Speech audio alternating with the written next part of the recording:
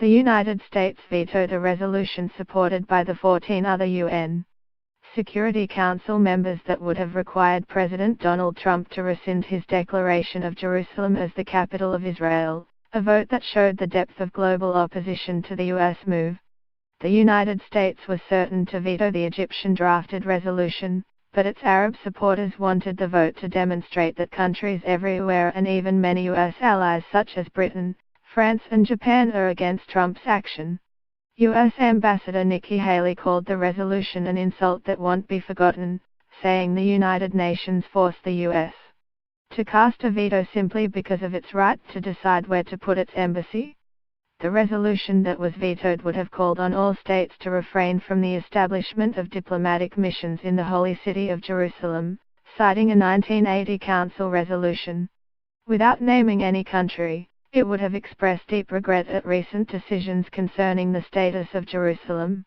And it would have demanded that all countries comply with 10 resolutions on Jerusalem, dating back to 1967, including requirements that the city's final status be decided in direct negotiations between Israel and the Palestinians. The vetoed resolution would also have affirmed that any decisions and actions which purport to have altered the character, status or demographic composition of the Holy City of Jerusalem have no legal effect, are null and void and must be rescinded. Trump shattered decades of unwavering U.S. neutrality on Jerusalem on December 6 when he declared that the United States recognizes the divided Holy City as Israel's capital and will move its embassy there.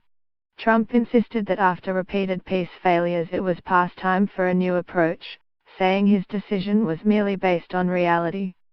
The status of Jerusalem has been a central issue in the decades-long Israeli-Palestinian conflict, and Trump's announcement was widely perceived as taking the side of Israel. It countered an international consensus that Jerusalem's status should be decided in negotiations between Israel and the Palestinians, who claim East Jerusalem as the capital of their future state.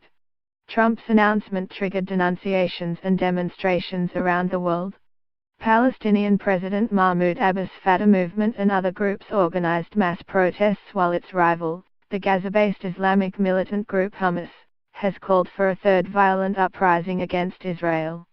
Trump has been working on a new Mideast peace plan and says he remains committed to brokering a deal, despite the Jerusalem move. However, Abbas said after the announcement that the U.S. has effectively removed itself from any role as a Mideast broker, and those close to him say it's time to look for alternatives. Haley stressed that Trump took great care not to prejudge final status negotiations, and reiterated that the United States remains committed to Mideast peace. The vetoed resolution would also have reiterated a call to reverse the negative trends on the ground that are imperiling the two-state solution that would see the states of Israel and the Palestine living side by side in peace. And it would have called for intensified and accelerated international and regional efforts to achieve Middle East peace.